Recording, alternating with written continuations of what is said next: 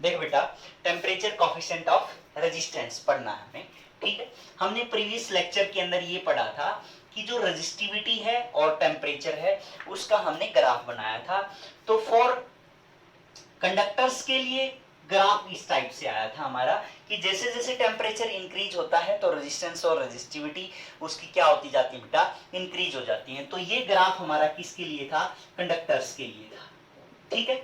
और अगर हमने सेमीकंडक्टर का ग्राफ पढ़ा था तब, तो सेमीकंडक्टर के केस में क्या था कि जैसे जैसे टेम्परेचर इंक्रीज हो रहा है तो रेजिस्टिविटी भी क्या हो रही है बेटा, डिक्रीज हो रही है, ठीक है। लेकिन कुछ एलॉय भी बना रखे हैं हमने जो क्या करते हैं, जैसे जैसे टेम्परेचर इंक्रीज होता है तो रेजिस्टिविटी ऑलमोस्ट उनकी क्या रहती है, कांस्टेंट रहती है। जैसे हम कह देते हैं कॉन्स्टेंटिन और मैग्नेनिन या यूरेका, ठीक है, यूरेका या मैग्नेनिन, ठीक है। तो ये कुछ एलॉय बना रखे हमने जिनका क्या है, टेम्परेचर चाहे इंक्रीज भी होता रहे तो टेम्परेचर के ऊपर रेजिस्टिविटी या रेजिस्टेंस के ऊपर कोई खास फर्क नहीं पड़ता होता, ठीक है। तो ये हमने पढ़ा था, टेम्परेचर पे ये डिपेंडेंट होती है। तो अगर हमें temperature coefficient of resistance calculate करना है तो उस केस में हम क्या करेंगे बेटा कि जैसे टेम्परेचर इंक्रीज किया तो टेम्परेचर में तो रेजिस्टेंस में क्या आया, चेंज आया। तो जो चेंज इन रेजिस्टेंस है उसको हम किससे डिनोट कर रहे हैं, डी आर से डिनोट कर रहे हैं, that is directly proportional to initial resistance, ठीक है। आर आई से हम इसको क्या कर देते हैं, डिनोट कर देते हैं। और किसके ऊपर डिपेंडेंट है ये चीज, डीटी, चेंज इन टेम्परेचर के ऊपर भी ये चीज क्या कर रही है बेटा, डिपेंड कर रही होती है। तो अगर हम इसको कंबाइन करें तो D R is equal to alpha R I D T आ गया हमारे पास। क्लियर है बच्चे, ये alpha R I D T को हमने कंबाइन कर दिया, अल्फा क्या आ गया हमारे पास है, कोफिशिएंट, ठीक है, coefficient of resistance, temperature coefficient of resistance आ गया। क्लियर है बच्चे। अब उसके बाद हमें अगर फाइनल रेजिस्टेंस फाइंड आउट करना है या जो भी इक्वेशन के अकॉर्डिंग फाइंड आउट करना है तो हम इसको कैसे कर देंगे, इसको फर्दर क्या कर देंगे बेटा, इंटीग्रेट कर देंगे। तो अल्फा आर आई dt आ जाएगा हमारे पास। दोनों साइड से हमने क्या कर दिया, इंटीग्रेट कर दिया। इसकी लिमिट लगाएंगे, इनिशियल टेम्परेचर, इनिशियल रेजिस्टेंस और फाइनल रेजिस्टेंस, इस टाइप से कर देंगे, ठीक है। तो ये क्या आ जाएगा, r आ जाएगा हमारे पास, इसकी लिमिट आ जाएगी आर आई से लेके आर फाइनल तक। तो ये क्या हो गया हमारे पास, आर फाइनल माइनस में R initial, that is equal to R I बाहर आ जाएगा। तो हमारे पास क्या आ गया बेटा, अल्फा dt आ गया। क्लियर है बच्चे। अब ये जो अल्फा dt है, ये जो अल्फा है ऑलमोस्ट केस में आपको क्या मिलेगा, कांस्टेंट मिलेगा, ठीक है।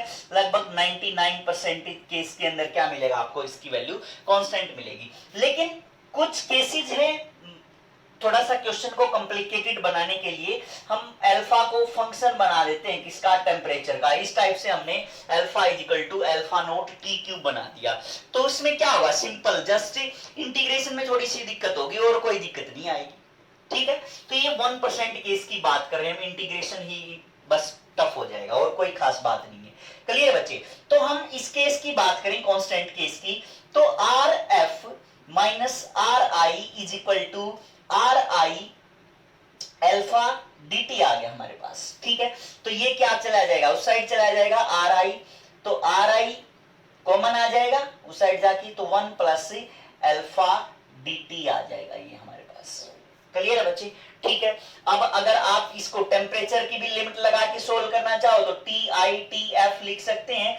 तो R F is equal to क्या आ जाएगा हमारे पास, आर आई 1 प्लस में अल्फा टी फाइनल माइनस में टी इनिशियल आ जाएगा, ठीक है। तो आर एफ क्या आ जाएगा हमारे पास, R final is equal to R I 1 plus में अल्फा डी टी या अल्फा डेल्टा टी आ जाएगा हमारे पास। क्लियर है बच्चे। तो ये आ जाएगा हमारे पास, इसके पास रिलेशन आ जाएगा। अब हमें क्या फाइंड आउट करना है कि coefficient, temperature coefficient of resistance हमें क्या करना है, फाइंड आउट करना है। तो अल्फा इज इक्वल टू क्या आ जाएगा बेटा, alpha is equal to R F, जैसे हमारे पास ये रिलेशन है, ये रिलेशन है R F is equal to R I plus R I alpha delta T, ये रिलेशन है हमारे पास। तो इसको वापस करेंगे तो R F minus R I is equal to R I alpha delta T. ठीक है, तो अल्फा निकालना हमें, तो R F minus R I divide by में आर आई डेल्टा टी आ जाएगा। ठीक है, तो R F minus R I की value, R F minus R I की वैल्यू क्या लिख सकते हैं हम, ऐसे ही डेल्टा आर लिख सकते हैं डिवाइड बाई में आर आई डेल्टा टी लिख सकते हैं। तो ये हमारे पास क्या आ गया बेटा, टेम्परेचर कॉफिशिएंट ऑफ रेजिस्टेंस आ गया। तो ये वैल्यू रेजिस्टेंस के लिए भी और रेजिस्टिविटी के लिए भी सेम पैटर्न में चलेगी। जैसे हम रेजिस्टिविटी के लिए फाइंड आउट करें कि भाई जो अल्फा है टर्म में लिखें कि alpha is equal to resistivity की टर्म में लिखें तो डेल्टा रो डिवाइड बाई क्या आ जाएगा, रो इनिशियल इनटू में डेल्टा टी आ जाएगा। ठीक है, ये हमारे पास किस टर्म में आ जाएगा, रेजिस्टिविटी की टर्म में आ जाएगा। अगर हम इंडिपेंडेंट केसेस की बात करें, जैसे हमने कह दिया कि फॉर कंडक्टर्स अल्फा की वैल्यू कैसी होगी, पॉजिटिव होगी या नेगेटिव होगी, तो वो हम एक बार चेक कर लेते हैं। तो ये हमारे पास अल्फा बेटा। अब आपने पढ़ा था कि कंडक्टर्स के केस में R1 मान लिया initial temperature at R1 resistance at initial temperature T1। ठीक है, आपने टेम्परेचर को क्या कर दिया, इंक्रीज कर दिया। ठीक है, टेम्परेचर आपने इंक्रीज कर दिया, तो टेम्परेचर इंक्रीज होके कितना हो गया, मान लिया T2 हो गया, इंक्रीज हुआ है, तो इसका मतलब क्या है, T2 ग्रेटर देन क्या बेटा, T1 है। ठीक है, तो जब टेम्परेचर इंक्रीज हुआ तो रेजिस्टेंस भी क्या होता है, इंक्रीज होता है। तो हमने पढ़ा था कि R is equal to M L by A N E square tau होता है। तो टेम्परेचर इंक्रीज तो रिलैक्सेशन टाइम भी क्या होता है, रिलैक्सेशन टाइम क्या हो जाता है, डिक्रीज हो जाता है, और ये डिक्रीज होगा तो रेजिस्टेंस क्या हो जाएगा बेटा, इंक्रीज हो जाएगा। तो रेजिस्टेंस भी क्या हो गया, इंक्रीज, मींस जो R2 है वो भी क्या हो गया हमारे पास, ग्रेटर देन क्या हो गया बेटा, R1 हो गया।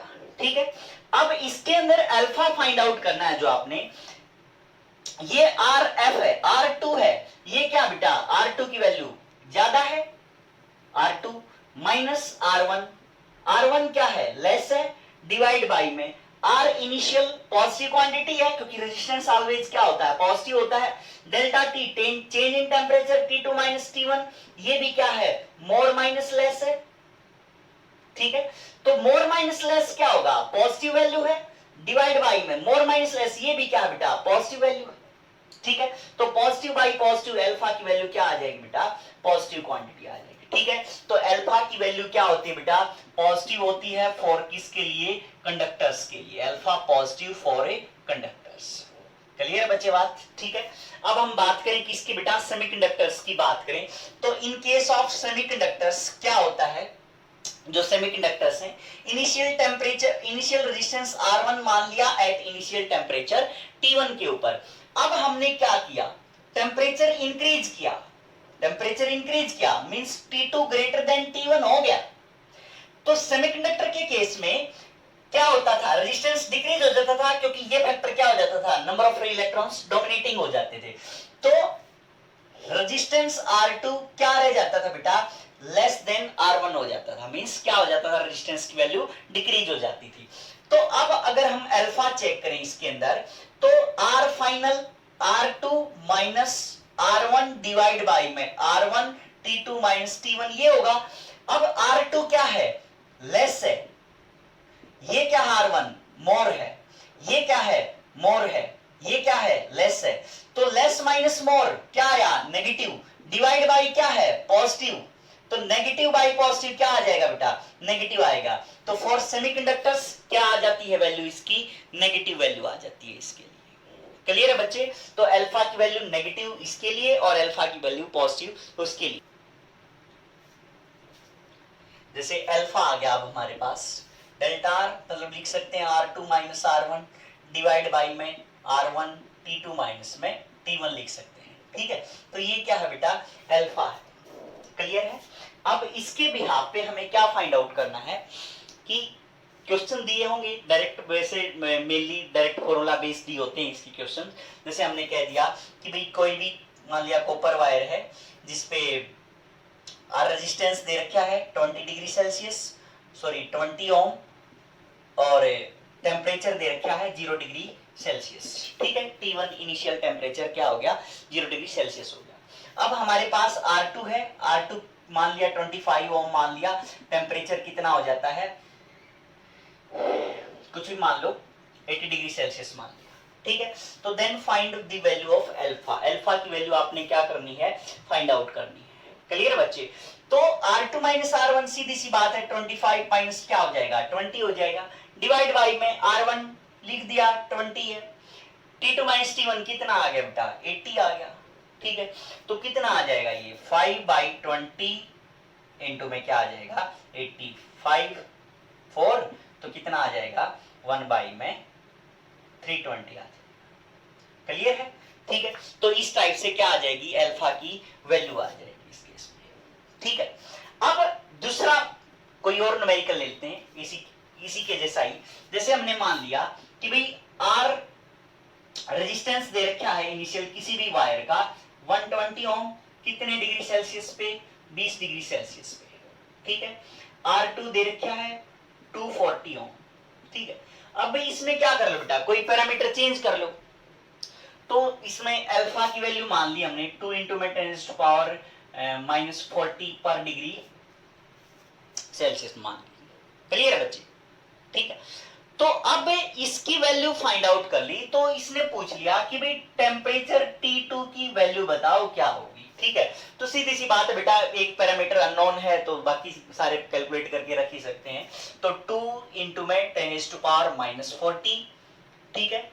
अल्फा की वैल्यू, R2 की वैल्यू 240 माइनस R1 की वैल्यू 120 डिवाइड बाई में 120 इंटू में T2 माइनस T1, T2 लिख देते हैं, माइनस T1 कितना दे रखा है 20 दे रखा है, ठीक है। तो एक पैरामीटर अननोन है, बाकी सारे क्या कर लेंगे, कैलकुलेट कर लेंगे। तो सिंपल क्या थी इसके अंदर, कैलकुलेशन थी। क्लियर बच्चे? ठीक है। और एक थोड़ा सा अच्छा क्वेश्चन देखो, जैसे हमने मान लिया कोई एलॉय बना लिया, ठीक है, एलॉय बना लिया जिसमें एरिया ए, इसका भी यहां भी एल लेंथ है, इसकी भी यहां से यहां तक एल लेंथ है, यहां से यहां तक इसकी भी क्या है बेटा, एल लेंथ है, ठीक है। इसका टेम्परेचर कोफिशिएंट अल्फा है और रेजिस्टिविटी ρ1 मान ली, इसका टेम्परेचर कोफिशिएंट अल्फा 2 मान लिया और रेजिस्टिविटी क्या मान ली बेटा, ρ2 मान ली, ठीक है। अब हमें क्या फाइंड आउट करना है, देखो बेटा सीधी सी बात है, ये चीजें आपस में क्या है, टेम्परेचर के ऊपर डिपेंड करती होती हैं, टेम्परेचर पे डिपेंडेंट है। जैसे हमने मान लिया कि भाई राजस्थान के अंदर टेम्परेचर अलग है और वहां पे लद्दाख वगैरह वहां टेम्परेचर अलग है, हमने कोई एलॉय बना के उसकी क्या बना ली, डिवाइस बना ली, ठीक है। यहां अलग रीडिंग दे रहा है, वहां कुछ अलग रीडिंग दे रहा है, ठीक है। तो ऐसे काम नहीं चलेगा, हमें क्या चाहिए कि भाई ऐसी कंडीशन बताओ कि जिसमें यहां भी वही रीडिंग आए और वहां भी रीडिंग आए, ठीक है। तो कहने का मतलब क्या हुआ कि ये एलॉय की वो कंडीशन बताओ कि ये टेम्परेचर से इंडिपेंडेंट हो, ठीक है। टेम्परेचर का इस एलॉय के ऊपर कोई फर्क ना पड़े, वो वाली कंडीशन बताओ, ठीक है। तो अब एक बात बताओ, रीडिंग सेम कब देगा, जब इसका रेजिस्टेंस चेंज नहीं होगा एज टेम्परेचर चेंजेस, ठीक है। पहले का रेजिस्टेंस और बाद का रेजिस्टेंस क्या होना चाहिए, बराबर होना चाहिए, जब जाके रीडिंग क्या आएगी हमारे पास से सेम आएगी, ठीक है। तो इसका रेजिस्टेंस पहले का तो rho into L divide by क्या आ जाएगा, ए आ जाएगा, रो एल बाई ए, रो क्या है 1, एल बाई ए, ठीक है, प्लस ये दोनों आपस में किस में है बेटा, सीरीज में है, तो सीरीज में रेजिस्टेंस क्या हो जाएगा, सिंपली ऐड हो जाएगा, ρ2 इंटू एल डिवाइड बाई में ए आ जाएगा, ठीक है। ये क्या आ गया हमारे पास, इनिशियल रेजिस्टेंस आ गया। फाइनल रेजिस्टेंस सेम होना चाहिए ना, तो फाइनल रेजिस्टेंस के केस में अगर हम कैलकुलेट करें रेजिस्टेंस की वैल्यू, तो हमारे पास इसमें एक रिलेशन आया था, जैसे RF minus RI is equal to क्या आ गया था बेटा, R1 R initial alpha into में T2 माइनस में T1 था, ठीक है बेटा। तो ये आ गया था हमारे पास, तो इसमें इससे हम क्या ड्राइव कर सकते हैं, R2 माइनस R1 से हम क्या कर सकते हैं, RF is equal to R I plus R I alpha delta T लिख सकते हैं, ठीक है। तो अब R2 इसकी टर्म में अगर हम लेके आए तो R2 इज इक्वल टू क्या आ जाएगा, R1 1 प्लस में अल्फा डेल्टा टी आ जाएगा हमारे पास, ठीक है। तो ये R2 की वैल्यू आ जाएगी R1 इंटू में 1 प्लस में अल्फा डेल्टा टी आ जाएगी, ठीक है। तो अब अगर टेम्परेचर कहीं जाके चेंज भी हुआ है, ठीक है, हम दूसरी जगह पे गए हैं तो टेम्परेचर चेंज हुआ है, तो इसके टेम्परेचर में चेंज आने से रेजिस्टेंस में कितना चेंज आया होगा इस वाले पोर्शन के अंदर, तो इसके अकॉर्डिंग, ठीक है। तो यहां से हम क्या निकाल लेंगे बेटा कि जो R2 इज इक्वल टू क्या है बेटा, R1 टाइम्स 1 प्लस में अल्फा डेल्टा टी, ये क्या है, R1 क्या है एक्चुअल में इनिशियल रेजिस्टेंस, और इनिशियल रेजिस्टेंस क्या है, ρ1 इंटू एल डिवाइड बाई में A है हमारे पास, ठीक है। तो यहां से जो फाइनल टेम्परेचर, फाइनल रेजिस्टेंस आएगा इसका, तो क्या आ जाएगा, ρ1 into L divide by A, ठीक है, 1 प्लस अल्फा डेल्टा टी, ठीक है। सिमिलरली इसका भी कुछ ρ2 L divide by A 1 plus में अल्फा डेल्टा टी, यहां पे अल्फा 1 था, यहां पे अल्फा क्या आ जाएगा बेटा 2 आ जाएगा, ठीक है।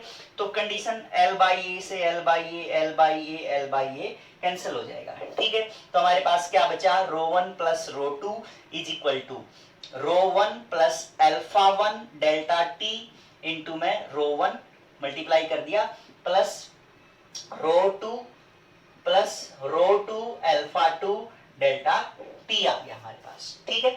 तो ये क्या आ गया बेटा, ρ1 प्लस ρ2 कैंसिल हो गया, तो हमारे पास क्या आ गई कंडीशन कि alpha 1 ρ1 delta T plus alpha 2 ρ2 delta T is equal to 0, delta T भी क्या हो जाएगा, कैंसिल हो जाएगा। तो हमारे पास फाइनल कंडीशन क्या आ जाएगी, alpha 1 ρ1 plus alpha 2 ρ2 is equal to 0 आ जाएगी, ठीक है। मींस इस कंडीशन, ये कंडीशन होनी चाहिए किसकी बेटा, एलओए की, तब जाके वो टेम्परेचर से क्या हो जाएगा, इंडिपेंडेंट हो जाएगा, ठीक बच्चे।